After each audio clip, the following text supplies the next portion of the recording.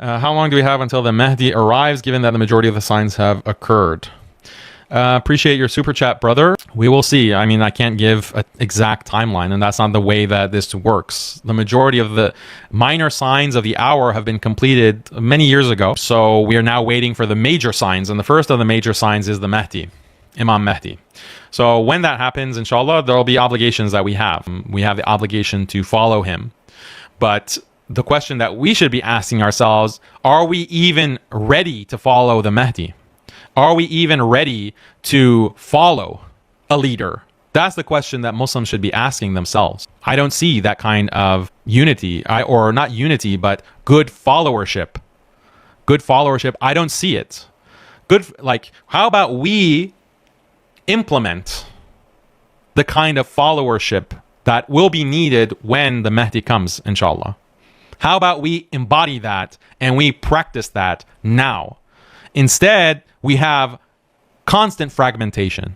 No group is too small to be fragmented, to not be fragmented further. You have Salafis who will not work with Ash'aris and vice versa. Why? I don't know.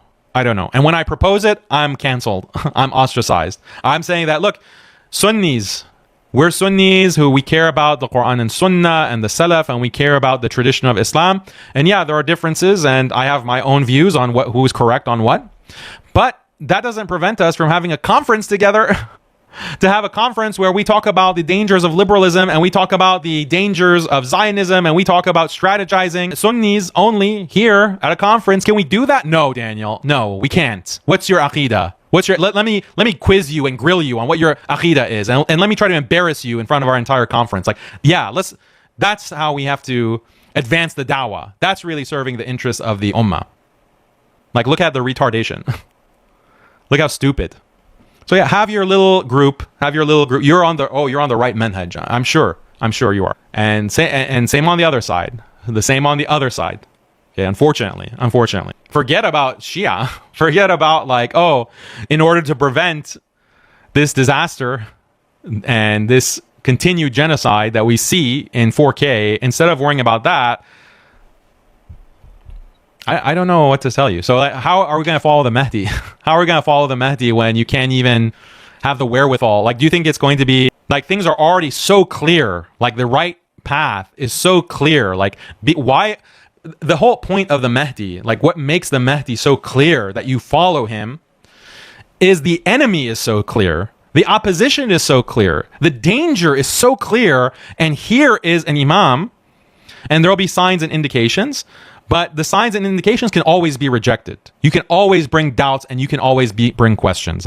What exactly does he think about istawa ala al-arsh? I won't follow him until I know exactly what Imam Mahdi thinks about that. I will not follow him until I know exactly what he thinks about raising the hands in salah.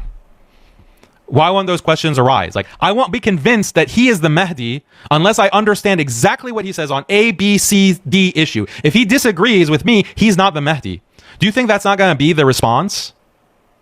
Do you not understand that that's going to be the response of a large majority? Whoever said that the Imam Mahdi will come and then the whole ummah will unite behind him? Whoever said that? That's not the hadith don't say that. The hadith say he's going to be opposed.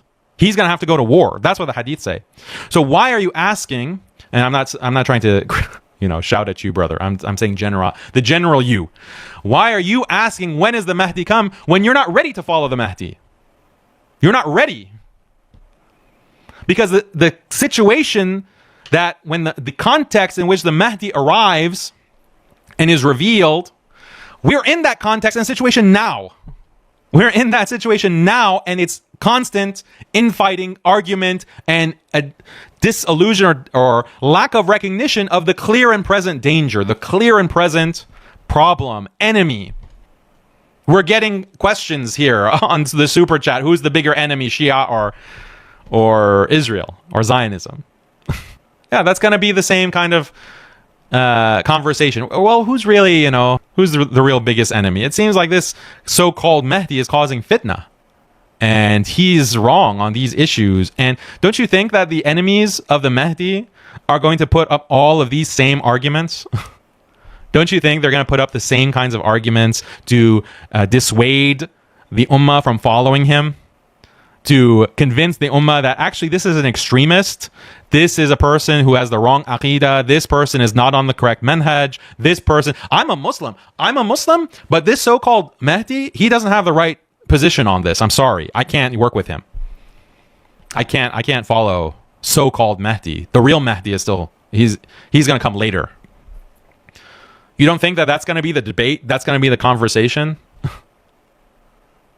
Ask yourself if you have what it takes to follow the Mahdi. Are you going to be chosen to follow the Mahdi? That's only a select group. That's not for everyone. That's not guaranteed to me or you or to any Muslim that, oh yeah, the Mahdi is going to come and you're going to have the wherewithal and the insight and the understanding to recognize him as the Mahdi and then to follow him. That's not guaranteed. What are you doing to be chosen by Allah to follow the Mahdi? The test is right now. The test is today. The people who follow him, the Muslims that follow him, are a small minority.